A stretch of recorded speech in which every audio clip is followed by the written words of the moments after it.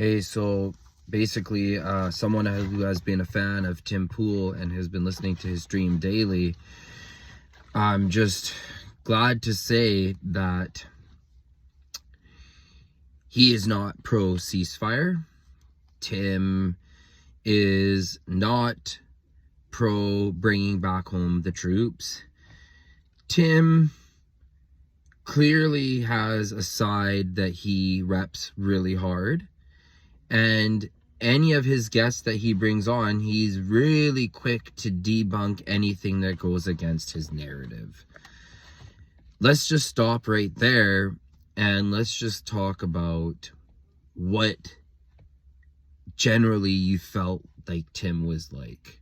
Well, basically, Tim used to be, pro-freedom. He seemed very anti-war.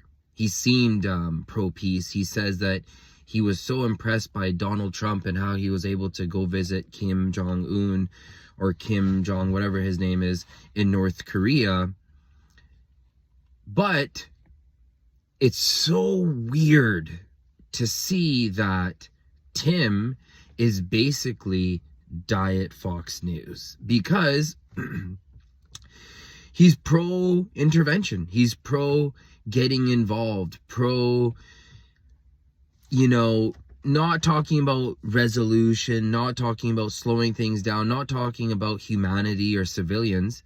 Tim completely overrides civilians. Why am I talking about this? Because I thought he was a nice person. I thought Tim was, kind of cool.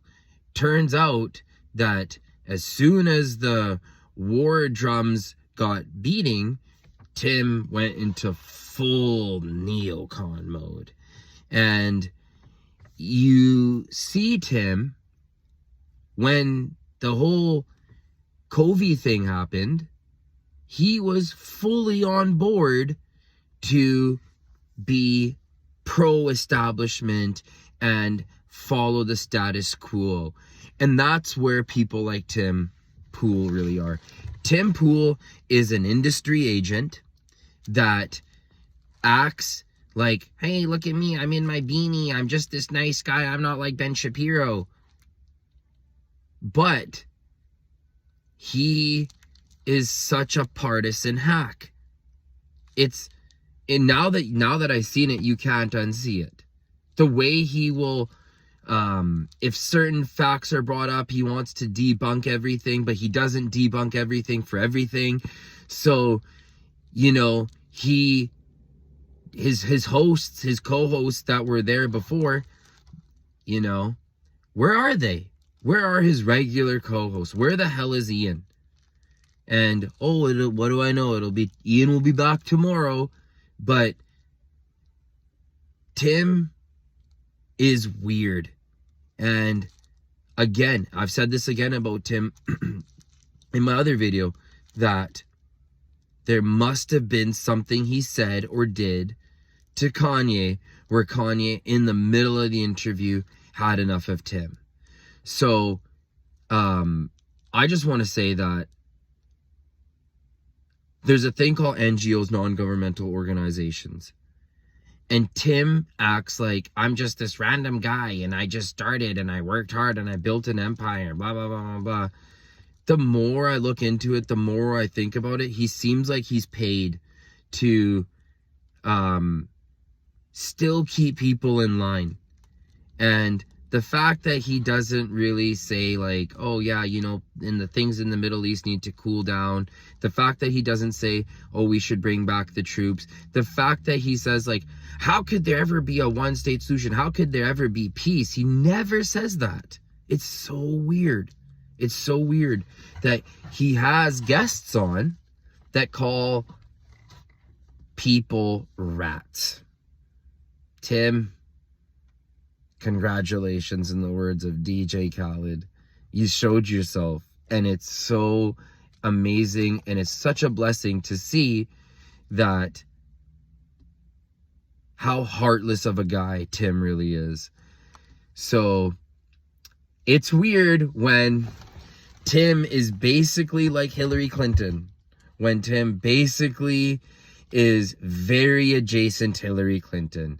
And he knows that there's a populist movement. He knows that narrative. He knows the importance of towing the line.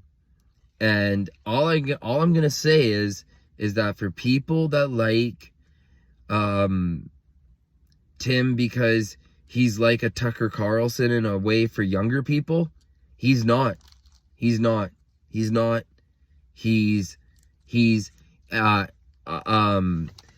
This is what you should really think about Tim, was that when the whole cough thing happened 2-3 years ago, okay, you know, he just followed and did exactly what his doctor told him to do and blah, blah, blah, blah, blah. But when push came to shove and he got sick and then he had to call Joe Rogan and this and that, he's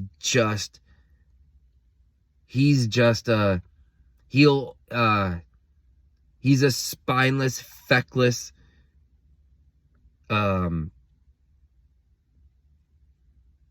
yeah, that's it. Forget Tim.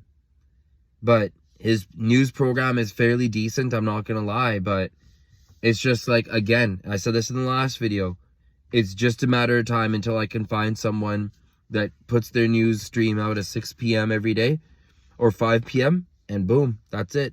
Done listening to that crap.